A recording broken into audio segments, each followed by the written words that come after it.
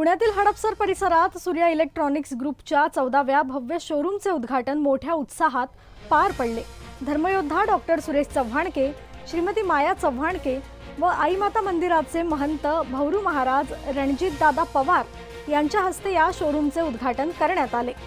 कार्यक्रमास आमदार चेतन तुपे, भाजपा प्रवक्ता नवनीत राज पुरोहित, रामलाल काग, हभप हरिभक्त पारायण क्रांतिकारी संत बाळासाहेब महाराज आळंदीकर, स्वदेशी प्रचारक संजय भाई परदेशी, दीपक भाऊ नागपुरे, उद्योजक सतीश चोरडिया, शंकरशेठ राजपुरोहित, चंदाराम भाई तसेच स्थानिक नगरसेवक, पदाधिकारी, नागरिक, युवक आणि ग्राहक मोठ्या संख्येने उपस्थित होते।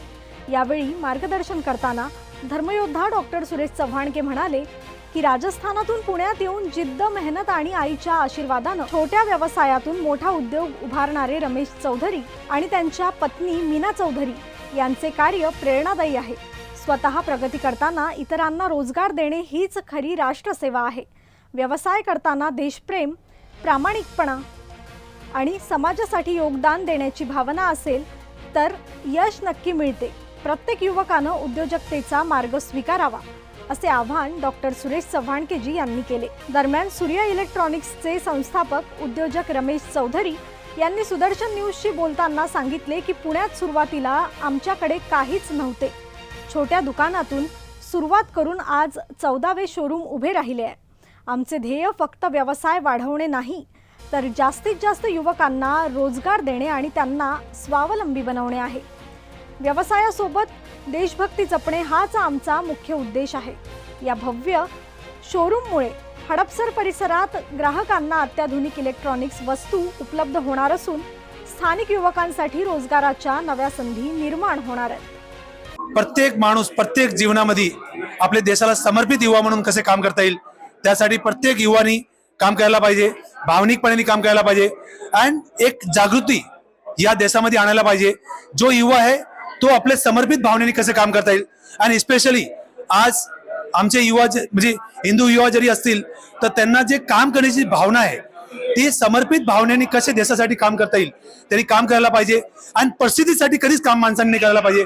परिस्थिती हा त्याचा बायो प्रोडक्ट आहे, कारण बरेच युवा परिस्थितीसाठी पळतात, परिस्थिती मिळत नाही म्हणून ते डिप्रेशनमध्ये जातात।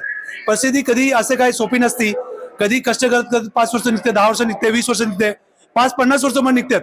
पण एक आहे, जर ध्येय भावनेने जर काम केलं तर एक ना एक दिवशी माणूस जरूर सक्सेस होतो। पण त्यांनी निष्ठेने काम करायला पाहिजे, निस्वार्थ भावनेने काम करायला पाहिजे, समर्पित भावनेने काम करायला पाहिजे। तर मी सगळ्या युवांना सांगेल की तुम्ही जीवनामध्ये ध्येय ठेवा, काम करत असताना अपेक्षाने काम करू नका।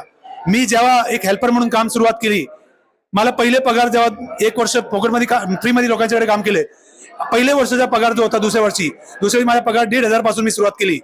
पण मी कधी भावना नाही ठेवली की मला मालकाने मला खूप पैसे द्यायला पाहिजे, कारण की मी प्रामाणिकपणे काम केले म्हणून ते कारभार वाढत गेला। आणि मी 2001ला सूर्या इलेक्ट्रॉनिक्सची नीव ठेवली होती फार 200 स्क्वेअर फीट पासून। मला माहिती मी दुकान फार भाड्याने घेऊन इथपर्यंत घेऊन ते घेतले, पण माझा एकच उद्देश होता की माझा देशचा युवा, हिंदू युवा कसे पुढे जाता येईल। आणि स्पेशली हे काय आहे की माझ्यासाठी या देशाचा युवा खूप इम्पॉर्टंट आहे। तो देशाचा युवा म्हणून किंवा आपण आज जर आपण प्रत्येक म्हणतो मी असे करू मी तसं, पण केल्याशिवाय फळ मिळणार नाही। तर प्रत्येक माणसाने करण्याची प्रयत्न करायला पाहिजे, नुसतं बोलण्यामध्ये नाही। आता समजा मी जसं म्हणले माझे आयडियल शिवाजी महाराज आहेत, माझे आयडियल बाबा रामदेव आहेत। बरेच लोक महाराजांना पाहतात, बघतात, योग गुरूंना पाहतात, बघतात, पण मी त्यांना जगतो हे जीवन मी काढला।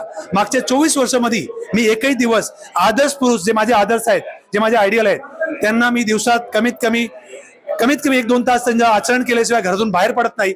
आणि मी सगळ्यांना सांगेल की जीवनामध्ये एक आदर्श असणं खूप गरजेचं आहे आणि ज्यांना तुम्ही आदर्श मानताय त्यांना जगायचा प्रयत्न करा, नुसतं बघून फायदा होणार नाही। त्यामुळे सगळ्या युवांनी आज ज्या देशाचा युवाची गरज आहे, कारण की आजचा युवा जो आहे तो युवा कम्प्लिटली देशासाठी समर्पित युवा जेव्हा होईल, कारण की आपले मोदीजी स्वप्न पाहतात की आपला देश विश्वगुरु कसे होईल, तो 2047 जो स्वप्न मोदीजी पाहतात, तर प्रत्येक युवांचं कॉन्ट्रीब्युशन त्याच्यामध्ये असायला पाहिजे। प्रत्येक युवानी त्याच्यामध्ये कॉन्ट्रीब्युट करायला पाहिजे, आपल्या जीडीपी मध्ये कॉन्ट्रीब्युट करायला पाहिजे। तो आपण श्रमनी करू शकतो, आपण कुठल्याही कंपनी बरोबर कॉन्ट्रीब्युट करू शकतो, आपण बिझनेसही करू शकतो।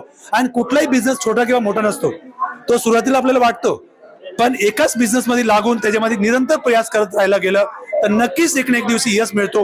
हा तुमच्या समोर सूर्या इलेक्ट्रॉनिक्स एक उदाहरण आहे. आणि मी सर्व युवकांना ते सांगेल की प्रयत्न करत राहा. सक्सेस मिळू की नव्हे मिळू, सक्सेससाठी काम करू नका. सक्सेस हा बायो प्रोडक्ट आहे. त्यामुळे खूप खूप धन्यवाद करेल मी सुदर्शन चॅनलचा पण आणि आमचे आदर्श सुरेश चव्हाणकेजीचं पण, कारण की ते माझ्यावरती एवढं प्रेम करतात. ते स्वतः या कार्यक्रमामध्ये आले, उपस्थित राहिले. आणि या कार्यक्रमामध्ये आमचे चेतन भाऊ तुपे असतील, आमचे महापौर पुण्याचे दीपक भाऊ, त्यांचे मिसेस मंजुषाताई ते असतील, तर सर्व या कार्यक्रमाला उपस्थित राहून सगळ्यांनी या कार्यक्रमाला शुभेच्छा